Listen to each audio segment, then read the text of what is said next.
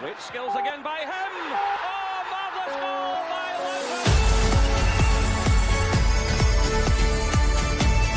Welcome to the Rangers Journey. Good evening, everyone, and welcome to your Thursday night Q&A pod with a bit of a twist. As tonight we're going to dive into our squad assets. So this is players in our squad who represent the most valuable trading assets, essentially.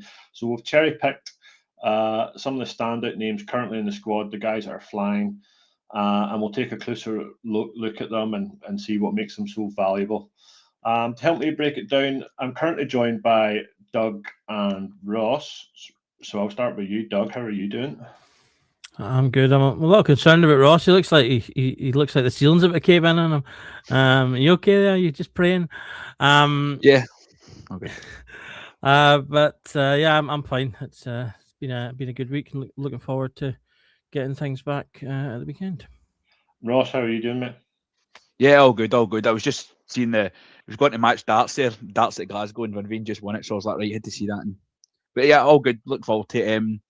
Quite interesting topic tonight, to be honest with you. I'm quite excited. I think we've spent a lot of time talking about value and squad assets, and it's easy to say that we're going to want to sell players for such and such. But I think the more you look at it, you realise it's not as simple as just what you kind of look at on transfer market. So I'm looking forward to it.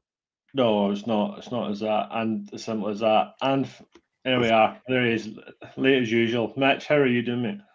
Mate, if it wasn't for being late, I wouldn't be in it. It's good to see you, boys. Well, thanks for joining us, folks. I will just dive straight into it then. We'll look at our first candidate here.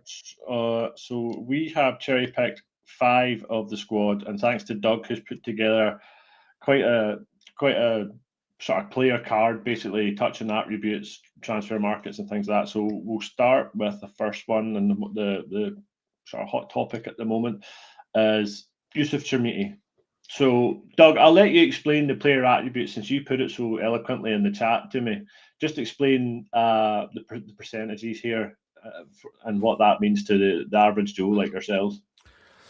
Yeah, so the attributes here, they're all percentiles as opposed to percentages. So if I use the example that's there for Chermiti in terms of his defensive actions, it says it's 83%. So that means he makes more defensive actions than 83% of other players in similar positions in similar leagues. By similar leagues, we're roughly talking about sort of the second tier of most of your top 5, say, countries, because that's how FotMob group them. So they group them in terms of the top 5, and then they have the tier 2, which is where I think we fall into, because the other ones are all quite specific. So it's players that are similar to Chermiti who play up front or in similar kind of positions in those kind of leagues. He makes he makes more defensive actions than 83% of those other players. Or for example, shots attempted, he makes more shots or attempts more shots than 78% of these similar players. So that's what that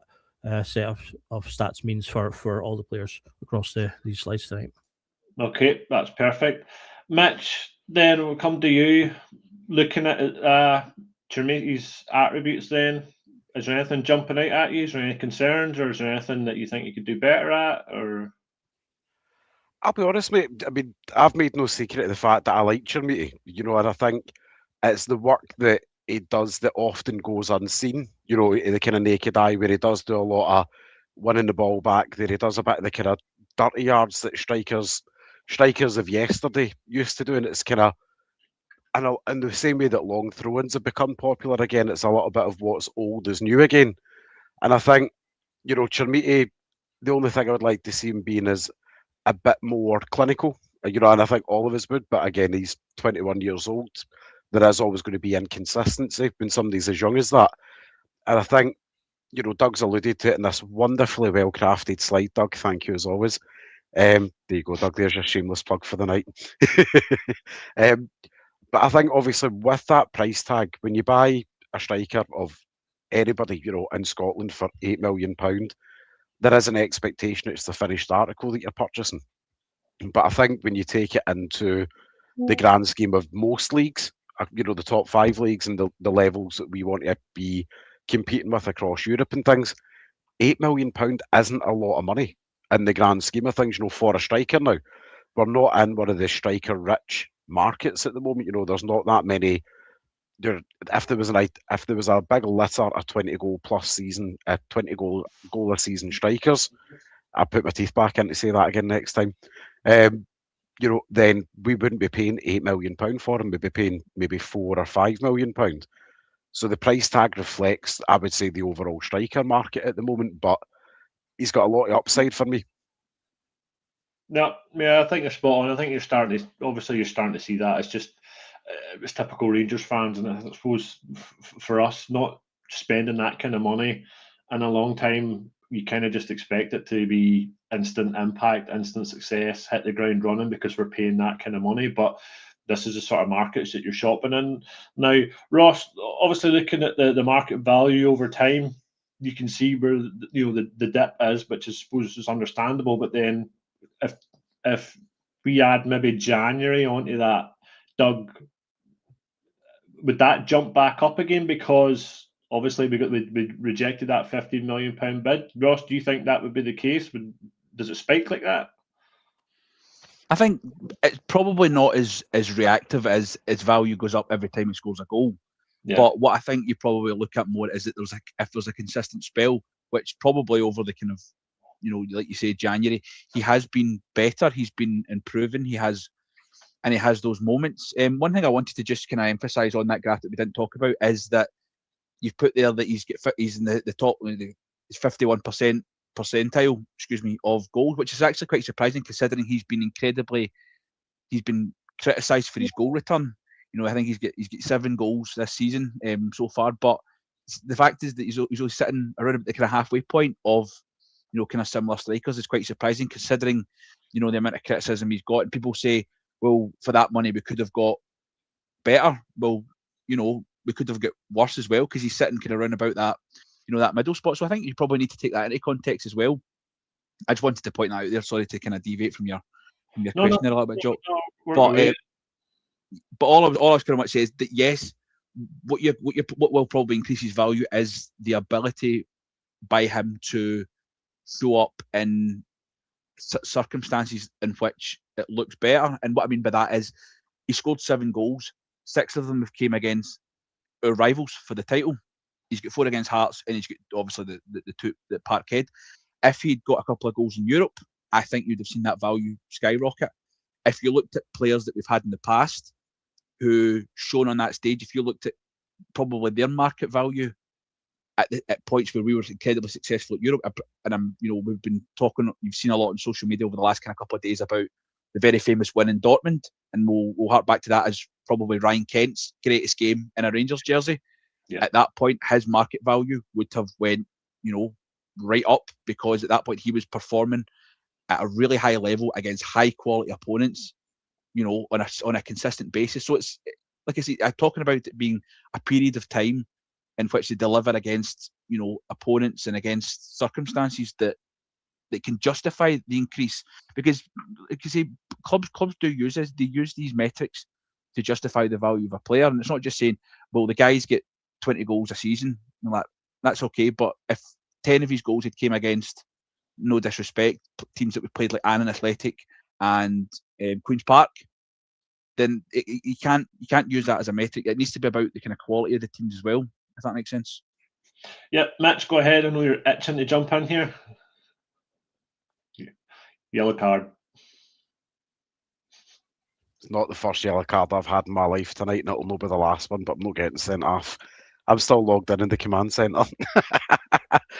But there's a comment actually I wanted to touch on there made by Baron Loyal about, obviously, and Ross had kind of touched on it just a minute ago, about what Chermiti brings to the table, and it's a bit of a kind of weird, it is a weird way to describe it. I'm just going to pop it up there.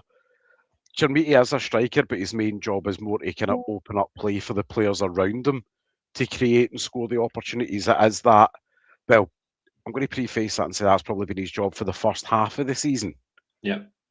Up until now, but now that obviously we're seeing, and I do mean we're very early doors seeing that when you play him with a partner, he can be a menace, and he's got a partner to play with there. And we've seen that at the weekend against Hearts, where, you know, we had Naderi, you know, Naderi setting him up and him setting Naderi up. A lot of kind of nice movement between the two of them, which I think will yield a good goal return for both of them as we move into the next stage of the season. So you're expecting those percentiles to go up then, is what you're saying? The only way is up.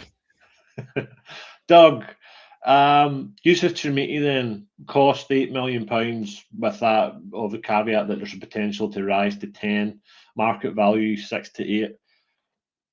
What's he worth then to you if somebody comes in first day of the transfer window in the summer? What's twisting your arm? I mean, I'd take anything over what we paid for him, to be honest. Anything above what we've paid as a profit. So, do I think he's a good player? I think he's potential to be a better player. And that's what I think the links that we've had so far are based on, the kind of underlying numbers that Thelwell was clinging to when he was before he'd scored a couple of popular goals. He's not a bad player. I think he has at this point now shown enough to people to suggest, you know, he's not a terrible player, and he does have potential. So, you know, I think if we're pushing up into the sort of mid-teens, you'd be doing excellently well. Particularly if we do it in the summer and it's a really, a really quick flip. That would be really good. I mean, we had a really deep conversation about Chermiti today in I think it was the scouting chat. That was kind of around what Mitch was just sort of talking about there. Because I'm a little bit in between the 2 points of view, whereas I agree that players are not black and white. I mean, someone said in the chat as well. I hate to use him as an example because I always do, but someone else. It was someone else. Someone else in the chat made the point. It wasn't me that made the point. Someone else made the point that Tav often gets grief because, you know, he's a defender that attacks, and so people criticize him for not being enough of a defender, sort of thing. And I think you're kind of seeing a similar thing with Chermiti. But I do think, much like some of the criticism of Tav is valid in that he is a defender, so part of his job is to defend. If Chermiti's a striker, then his job is to score goals. Now, if you want to say that his main job, because that was what Baron Loyal said, his main job is not to score goals, then he's not a striker. He's a support striker, or he's an attacking mid, or he's a terrorista, whatever those kind of positions around the strikers are. Then he's one of them. Because if you're a striker, make no mistake, your main goal is to score goals. But I'm perfectly happy with Chermiti being a player that we look at and go, okay, we've found this slightly deeper lying position is better for him, and we can make use of that in our system, because that was a big point that we talked about in the group chat today about players that are useful in a system and maybe not doing what people maybe expect of them because they're aiding the overall system better. And if he can do that, then that's fine. But I still want him to be contributing. I still expect, if he's not an out-and-out striker, then I still want 10 to 15 goals from him instead of 50 to 30. You know, our out-and-out striker, if Naderi's going to be an out-and-out striker, then he's the one that I'll be looking for 20, 25 goals plus a season in all competitions.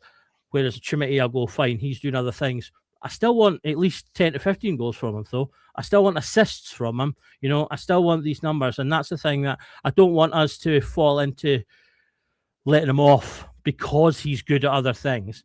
Because again, we need to strive to the highest of standards, and that includes players and whatever positions they are. So I totally agree with everything Mitch said, and as I say, the points of a player like Chermiti, as I say, being in that deeper position and doing these really other important aspects of the game that can benefit the players around him.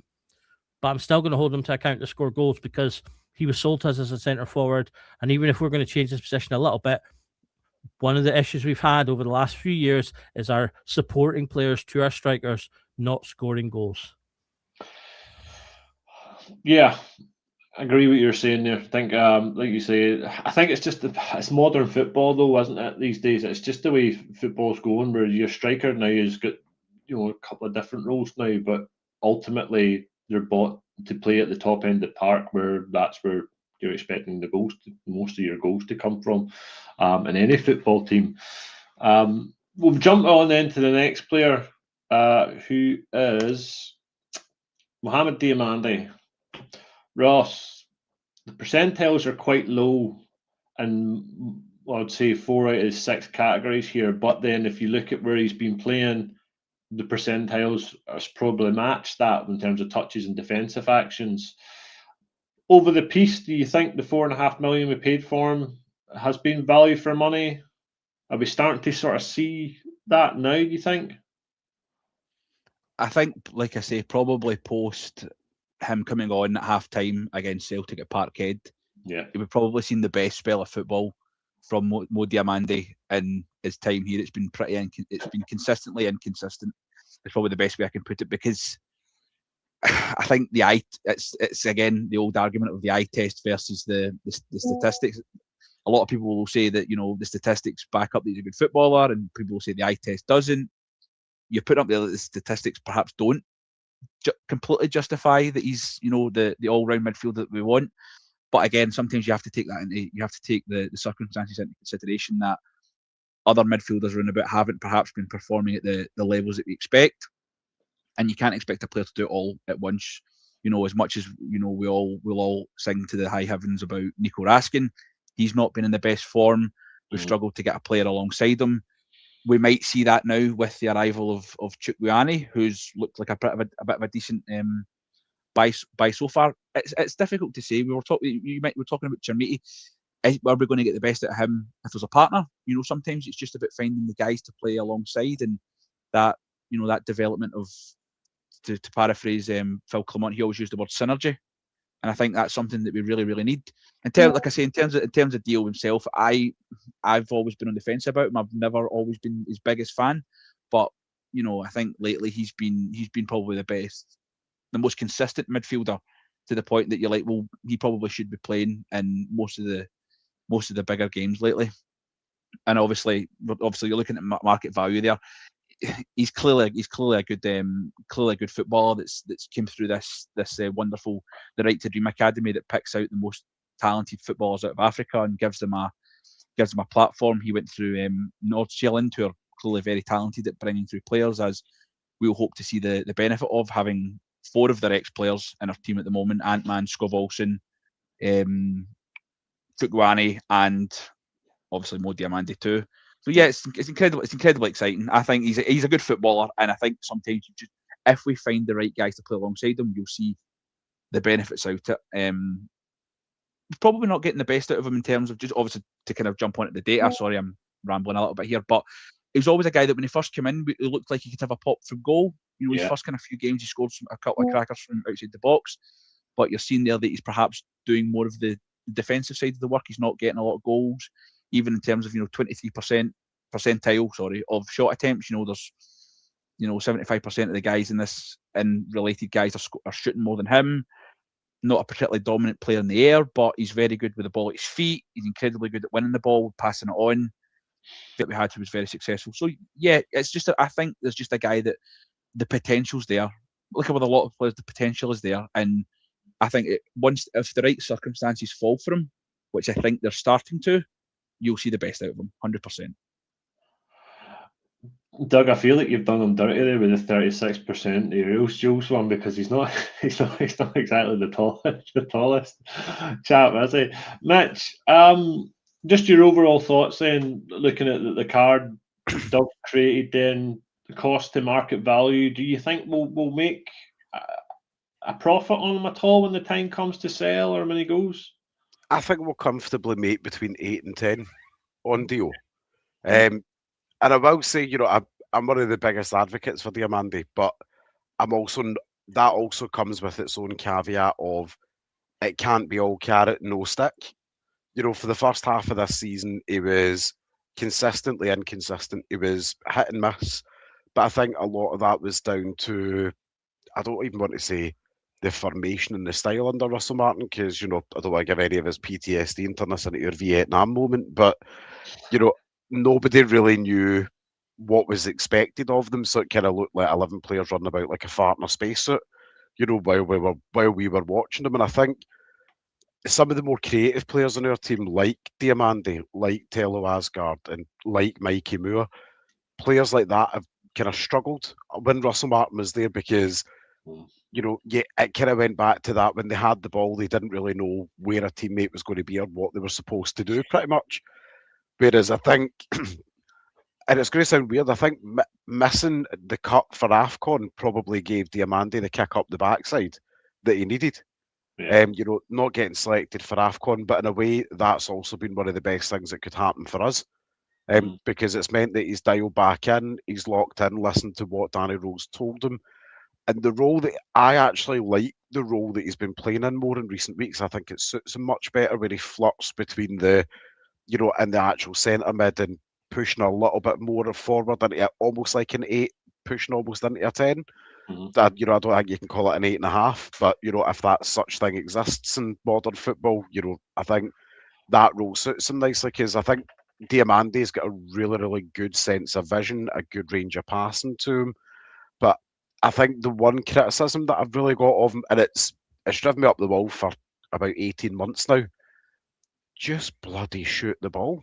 When you get into space in the edge of the box, shoot. We can do it. We've seen him do it. That's probably one of my biggest criticisms is so many times he looks for the pass on the edge of the box, but you're like, at worst case scenario, you blast a shot and it ends up in the Clyde, whatever. That way, or you bang it, it hits the back of the neck or back of the net, or the keeper flaps at it, and before you know it, the striker's got a chance to go in there and get a tap in. This is it. Folks, man, this is partly a Q&A, so please get your questions in the chat and we'll try and tie it into what we're discussing here in terms of squad assets. Give us your valuations as well on the players and what you think we'll make on each player as we go through them. Doug, yourself then, Diamande, do you see much profit coming in when the time comes to sell? Yeah, well, I mean, if you look at obviously his valuation right now, depending on where you look, is between that 6 to 8 million. And I think the thing as well to consider, to keep in mind as well, these market, can't get it in the market values, and you get the bunnies in there. These market values are obviously the player's overall value. This doesn't factor in from the point of our perspective when we're selling them. How important of a player is he to the club? How long does he have left in his contract, etc., etc. So he might be valued 6 to 8 million, but we might be looking for 10 to 12 because of those additional factors. And if we're getting anywhere in those values, we're doubling our from what we paid, because we paid about 4.5. So again, while I think he could have been better for us overall, I do like Diamande. I'm not one of the people who was a big criticizer of him in the earlier days, because I thought a lot of what he did kind of went under the radar a little bit, kind of like what's happening with Chermiti now, perhaps. Although I do sort of chalk him in the same way in that he doesn't. Ultimately, I do put a high value on goals and assists for anyone in a non-defensive role. And he's played 38 games this season.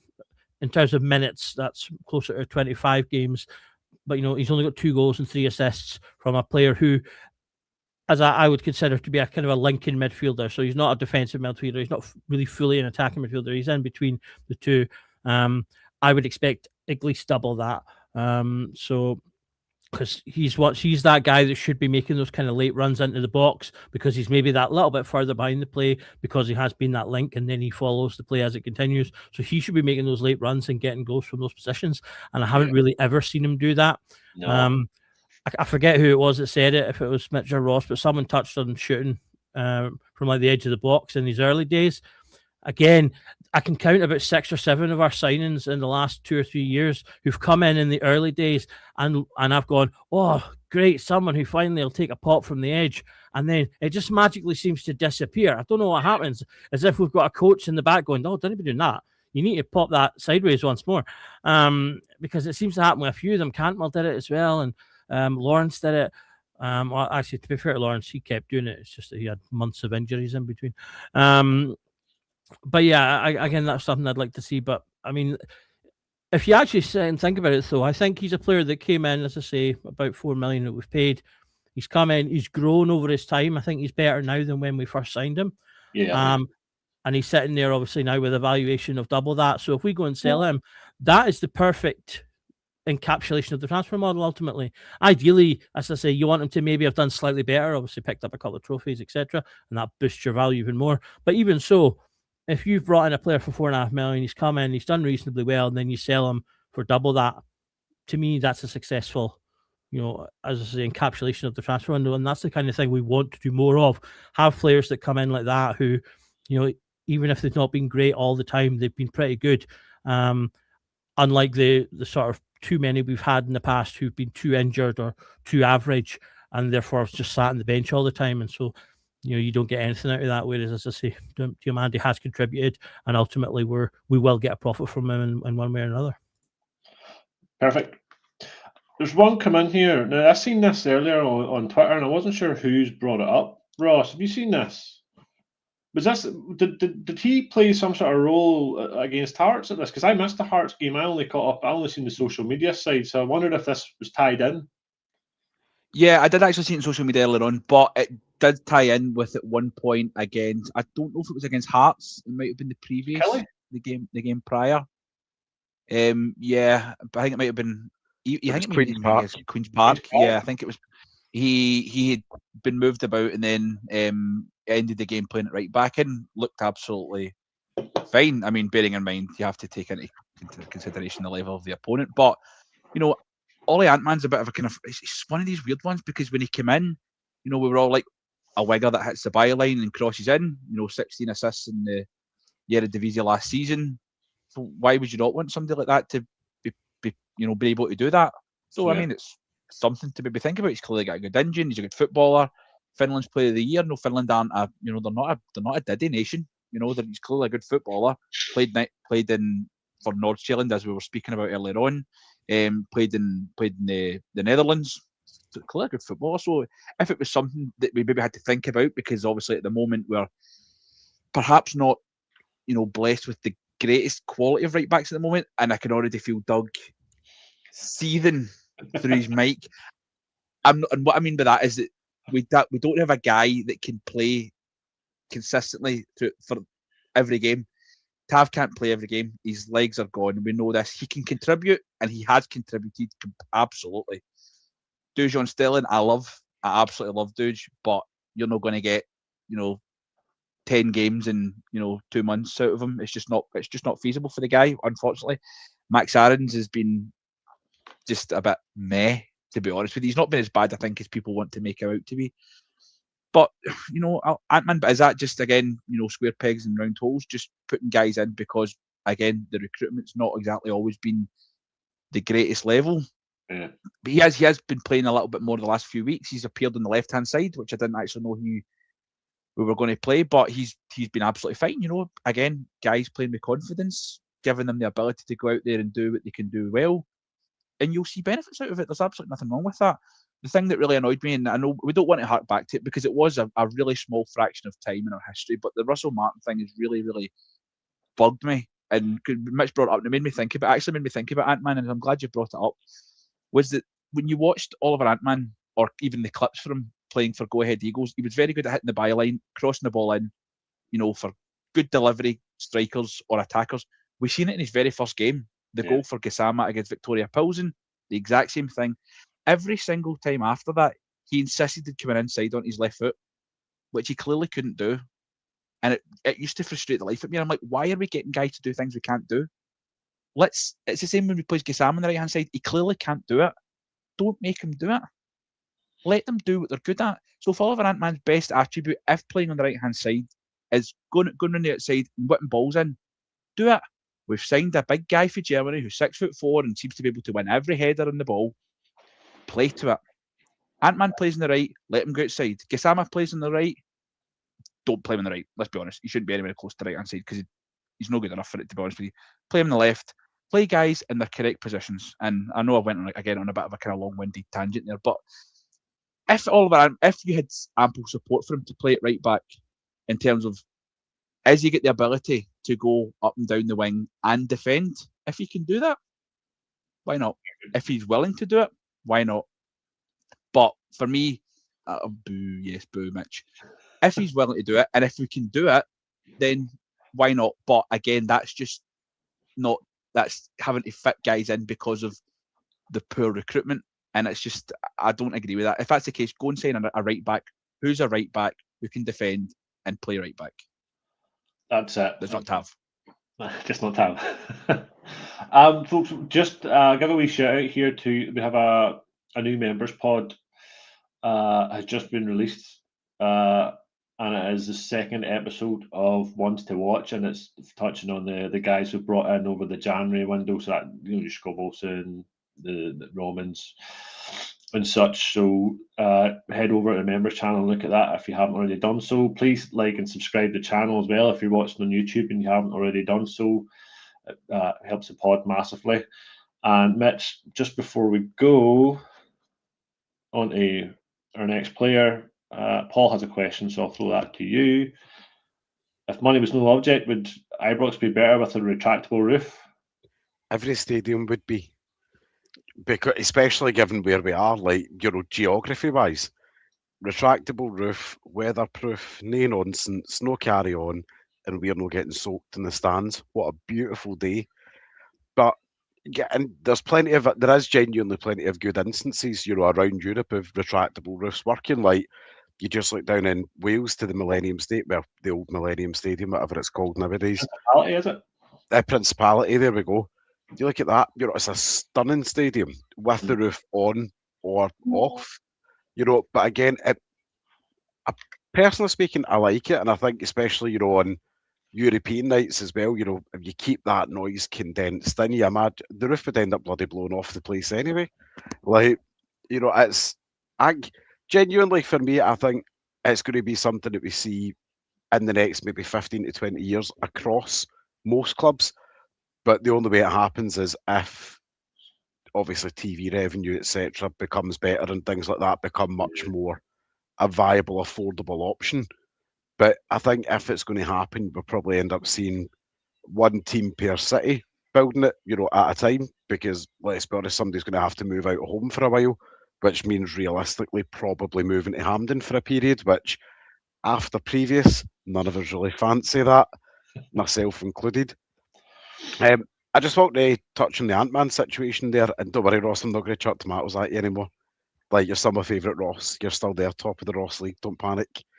Ross Graham, if you're watching, you're still bottom. With Ant-Man, I think the best place for Ant-Man right now in the team is out wide left, like he plays for Finland. Just leave him out in the wide left. He doesn't have a right foot to play in the right wing, so just leave him. Just let him play out in the left. He looks comfortable. That pace between him and Romans and the overall link-up, and now again, it's very early days, there's a lot of natural chemistry between the two of them, the way that they play. It seems to be one's happy to bomb forward, one's happy to stay a little bit further back, you know, and they don't get in each other's way, which is quite nice to see. But for me, you know, he excels, leave him where he is, and actually I think the best thing that happened to him was the injury to get rid of the stinker Russell Martin. Scotty, you're going to have no feet left anywhere of your nonsense. You're getting dug out, Mitch. They're digging you out in the comments here. That brings us on then to our next player. So we're talking about the left-hand side. We'll go to Deji Gassama. Mitch, I'll stick with you then, and as we're on the left-hand side conundrum. Oh, you know, we've seen it. Left side's his best position, isn't it? But we're looking at his percentiles here. For a left-sided winger, his chance creation's not the best, is it? I think a lot of that comes down to his age and just general experience. Again, he's not 23 until September, and I think it's worth remembering this time last year he was playing in a Sheffield Wednesday team that were, and I'm trying to find a respectful way, but there's not really that many respectful ways I need to say what I'm going to say. They were a team that were pulled together of ragtags and misfits, you know, and people who were nomading across the championship, you know, are again fighting for survival. That's a really, really hard environment for a young player to thrive in, you know, and I think he's done really well. I think a lot of people need to remember we've only paid £2 million for him. For a player that down in England, you know, they were shouting they wanted 10 million for him in the summer, and I can see your Andrew's already started in the comments there. Obviously, he wants to send Gassama to the moon. You know, Mr. Baron Loyal there. Don't you think? I can't see you, Andrew. But I think with Gassama's also struggled a bit with the fact that he's had such a heavy workload put on him this season as well. You know, there's not been somebody else to take the break from him when you go, do you know what, mate? You're having 2 or 3 games where you're looking a bit spotty, a bit patchy. Let someone else take the heat off him a little bit. Yeah. Because Mikey Moore's better playing in the middle. I think we can all agree with that. Aye. But before Skivolson came in, right wing was, let's be honest, a bit of a problem for us. We were kind of just punting anybody out into the right and hoping for the best. And I think obviously Bayrami being kind of he's having quite a bad season, obviously injury wise. As well know, Bayrami can play right, left, and through the middle. Personally speaking, prefer Baj through the middle and on the left. But there hasn't been anybody there to help Gassama, so he's had to kind of fake it till you make it a little bit. And I think having a little bit of time out of the team isn't necessarily a bad thing for him. But I like him. B-Tech Matondo. Doug, do you think Gassama then is just a victim of his own success because he came in and he hit the ground running in the Champions League qualifiers and everybody just sort of stood back and was like, wow, who's this guy? And then he's just sort of teetered away, and then you get flashes of what he can do, but like you say, you just can't get that consistency together.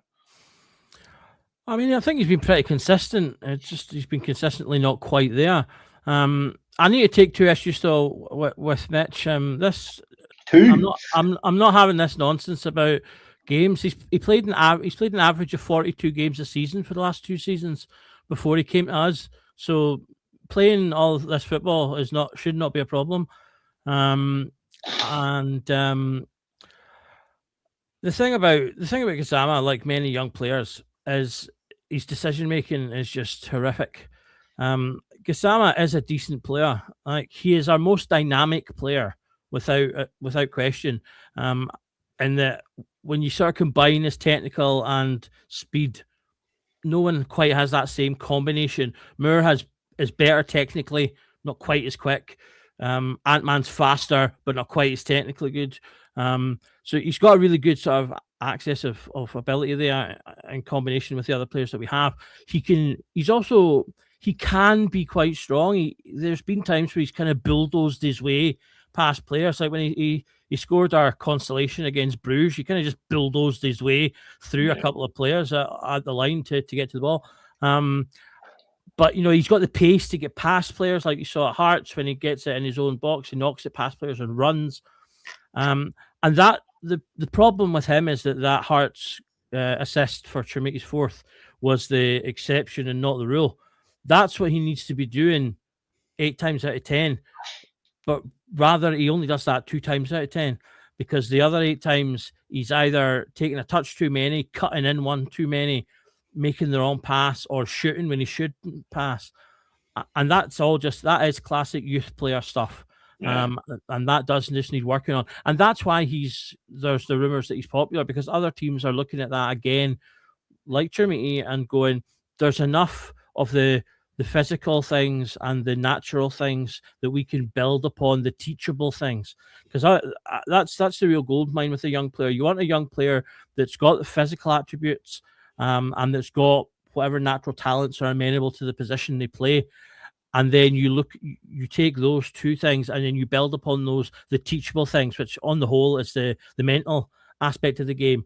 When to make the right pass, decision making, when to run, when to stop, when to look for positions, finding position, all that kind of stuff. And that's why he'll be a player that we will, again, I'm pretty confident, make money on, especially because, we did sort of nip in ultimately when a club were down and nabbed their star player for cheap because they needed it. So, kudos to the club for basically taking advantage. Essentially, although I know it's not the nicest thing in the world, but that's business, unfortunately. And so we will profit where Sheffield Wednesday will have lost out, because they're right. They could probably have gotten 10 million for him, especially given they're in England and pushing up that pyramid. But there's no reason why we can't necessarily get the same, particularly because he did make that splash in Europe.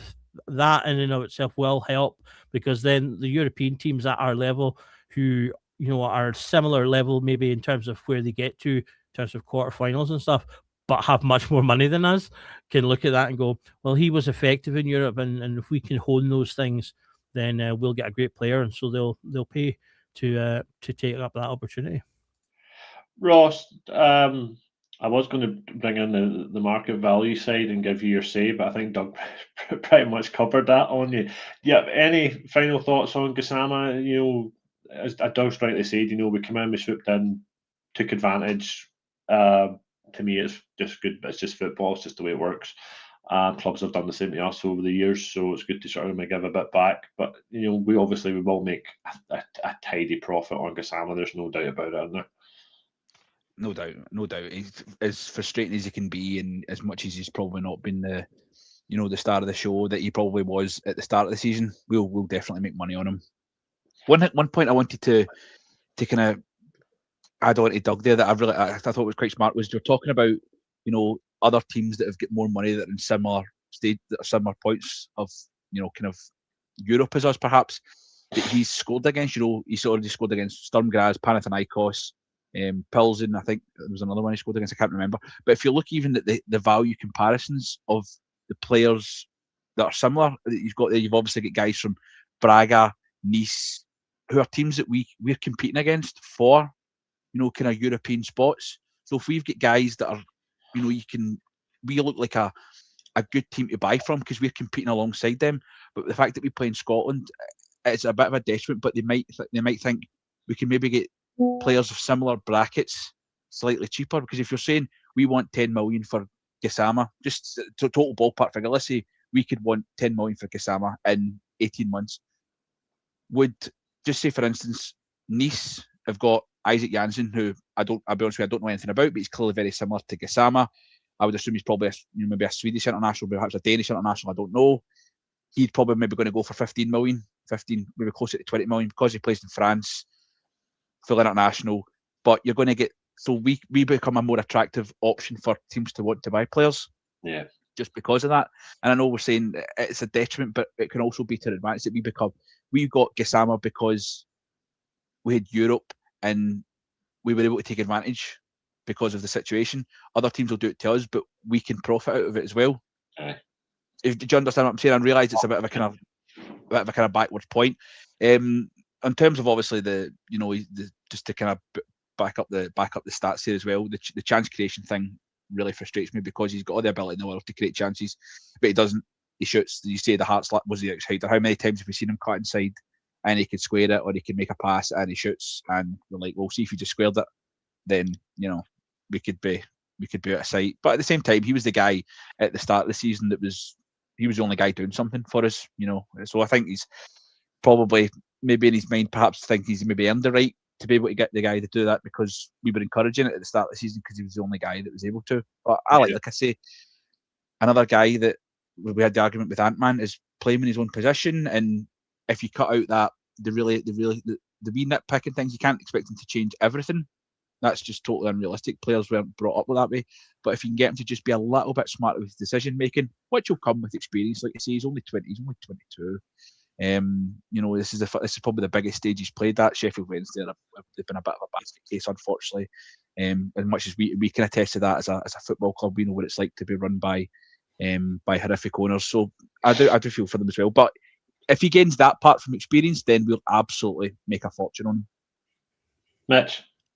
Firstly, Doug, your 42 game a season argument, there's a difference between doing that in the Champions League and the top end of European competition versus the lower echelons of the Championship where you're fighting for your life. However, I'll put that to the side. But I didn't want to leave that question unanswered. Or minutes. Thanks for your time. But while we're on the subject of Gassama, let's not forget we turned down a loan with an obligation for 10 million in January for him. Yeah. And that was from Monaco, from all accounts that came out thereof. It was the loan with the obligation of £10 million. So that kind of gives you an indicator of as an acid test of what kind of money's potentially available for him. If we, over the next 18 months, so I'm looking at maybe not this summer coming, but the following summer, maybe looking at his sale.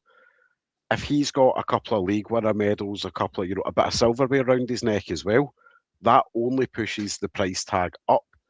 But there's so many areas that are coachable for him, like that decision making in the final third and just being a bit more streetwise. Well, have you seen that? I think for Chimee's hat-trick goal the weekend, because he'd done all the hard work from deep inside his own half, and you saw all the attributes that you want to see in a winger in that phase of play to get up to where he got to, and then I was expecting him just to put the right foot, curl it at the bottom corner like he's done in this attempt at all season. But he took the sensible, safe option, and he gave Chimiti the chance, and obviously Chimiti took it. So, like you say, I think it is coachable attributes. It's coachable moments that, and as you highlighted, the Monaco was the bid, and I think that's the sort of trajectory this guy's going to go on at some point. If not this season, the season after. Mitch, will stick with you then, just because this is going to tie in our next player. What would be the preferred midfield when Barron comes back? So I have a couple of ideas to that and a couple of ways to answer that, and I'm not going to be long-winded on it. I think there's got to be an element of sensible future planning, because we all know that realistically, if Raskin has a good World Cup, he's off-ski, and he will go with all of our best wishes, obviously, after everything that he's done for the club the last couple of years.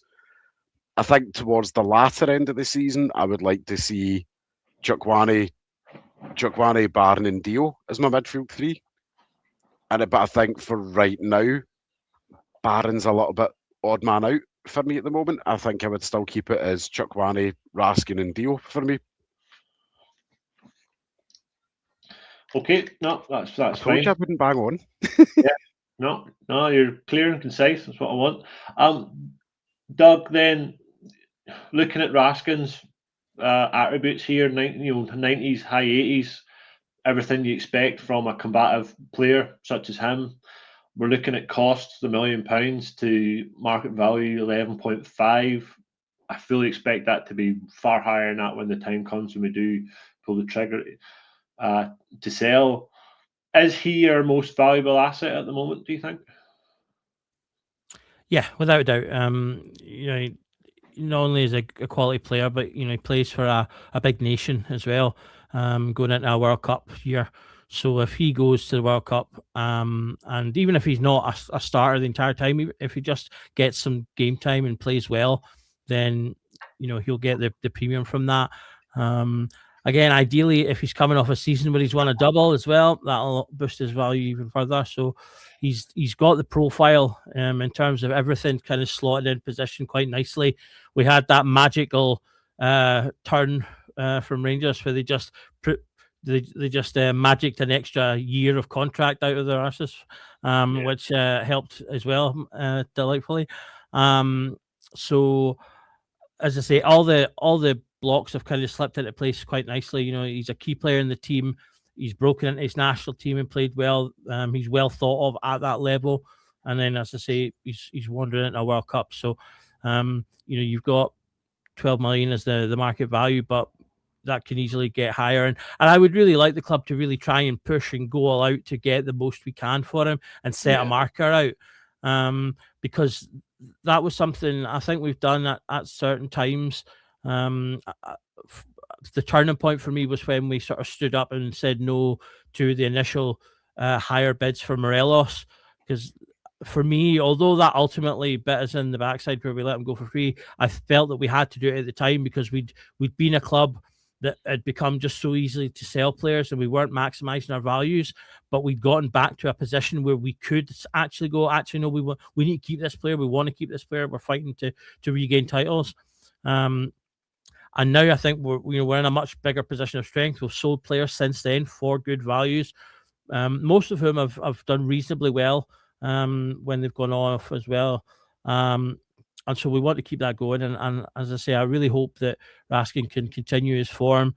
And then, as I say, has a good summer in the US. And like I say, all being well, we sell him for a really high value in the summer. And that'll be the flagship sale that helps to fund the rebuild that we not to use the R word again, but to fund the players that we're going to need to buy, because we ultimately we still need the guts of an entire defence in the summer, so we're going to need money to fund that. And obviously there's still positions that we can improve on out with that. So yeah, it's a big one for us, I think. So I hope that we'll push that out and get in that ideally £15 million range. Ross, quickly, how much do you think he's worth, and what do you think he'll go for? Because it's going to happen. Yeah, definitely. It was clearly going to happen if he goes in as a good World Cup. Bearing in mind that as much as he's perhaps not been at his fit and firing best this season, when he's at his top of his game, I think he's the best footballer in the country. And being really honest, I think he's the best footballer in the country. And I think the data shows that can back that up. Yeah. He can be the best. He's playing for a top nation. He's getting in there ahead of other players that that other people in this country deem to be better. I think the proof is in the pudding that the national managers are selecting him because of the attributes that he have. And if I think the current record for a player in Scotland is 30 million, and I think Nicholas Raskin should be in that echelon. Nicholas Raskin should easily be the most expensive sale we've ever made, which currently at the moment I think is 22 million. I think the Calvin Bassey deal ended up at kind of 22 million with the add-ons and things. He should be at least 25. And I know we're really good to just go, he's brilliant, 25 million, but you need to thinking about it and looking at the information that we've got there can back that up, as opposed to going after 3 games, he's brilliant, we're going to triple our money like we've done with Gassama. Nicholas Raskin, you can clearly see, is on an upward trajectory as a footballer. He's about to turn 25. He's going to go to the World Cup with the top, I don't know, I think Belgium, I think they're still in the top 10. I don't know where they are exactly in the rankings at the moment. They might still be in the top 5. He's a part of their midfield, a genuine part, not a squad player. The Belgian fans want him in their team. He's the best footballer in the country. He should be going for that level of money, 100%. Yeah, no, I agree. And I think if, in our team we're rejecting similar or higher money for somebody that doesn't play for their international team, but this guy does, I'd certainly be saying you need to match that. Moving on then quickly, because we're running short of time here. The last player who I think might actually clip this is Fernandes. I mean, look at those are glorious 98 percentiles, 95% defensive actions. I mean, the guy is just a colossal giant, isn't he? He's just hitting all the metrics. And the fact that there's a dip there only because he wasn't getting in the team in that transfer market, and then all of a sudden he's come in, he's got to run the team, and I wouldn't chase him in the team for love of the money unless we're going to get silly money, and I think we will get silly money for him. Doug, how much would it take to part with Fernandes quickly as we run around the houses here and get read up? Well, I mean, not necessarily that much. We spent $2.5 million. So again, I would be expecting, with the improvement he's made in his game and his higher profile, that we could double that. So again, any profit is a good profit if we make a quick turnaround on a player. He's improved. He's become a stronger part of our defence, but he's not indispensable. So therefore, if good offers come in, then his goals are indispensable. Go for take them. There's definite help. Again, I said earlier, I put a good caveat on goals and assists, and for centre backs, I expect centre backs to get at least 5 to 10 goals a season, particularly from maybe at least 5 goals a season from set pieces. And he's come in and done that. I would like us, however, to keep him because I think, again, he's 24, and that's a really good age. Defenders, they're kind of skewed a little later in their kind of peak curve when it comes to reaching their peak. So they tend to reach their peak in their later 20s when they've got that experience and things. So he's getting into a really good zone where he should be he's starting to come into his own. So I'd like us to keep him and be a part of that development, because I think we can get even more out of him and therefore even more money out of him when he eventually goes. So although I need a number, Mitch. Give me a number. Not, you've no keep. Sorry, Doug, I need a number. I'm Doug, I behind. need a number. What, to sell this summer? Sell this summer. Anything plus a 5 is a win for me. Mitch, give me a realistic number. 8+. Bearing in mind, Peterborough have also got a sell-on clause in there. Yes. They've Really, got, I think it's about 20% roughly. Yeah, I'd say Um, that ballpark. And Yeah. that's, for me, on a realistic level, I do think that we should be looking at 10+.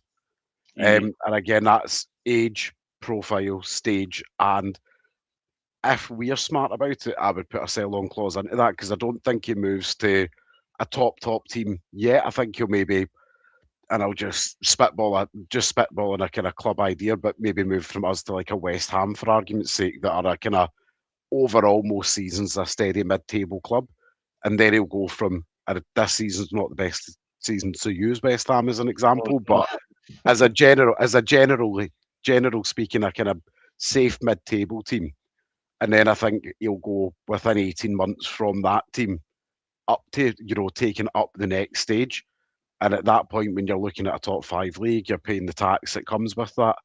So I think at some point, Manny Fernandez makes someday, 30 plus £million if he continues on the trajectory that he's on just now. Yeah. Ross, number. I mean, as little as possible, so that Peterborough, who are laughing at us for buying him, get as little money as possible for saying, "Oh, I can't believe they spent this money on him." Well, hopefully we get the benefit. We're going to get the benefit out of it. Probably eight minimum. I think is probably a reasonable, a realistic number. You see, like I say, don't want to go out and say, "Oh, well, we want 20 million because he's had a couple of good games." No, 8's probably 300 realistic. million. Billions and billions and billions. It's because, but look at him, this big, beautiful giant. He is. He's massive. He's huge. I love the guy. I just think he's brilliant, and I just want to see him do well. And I just want to see the club do well when it comes to selling them. We'll wrap it up there, folks. I'll say thanks to Doug for providing the slides and the insight.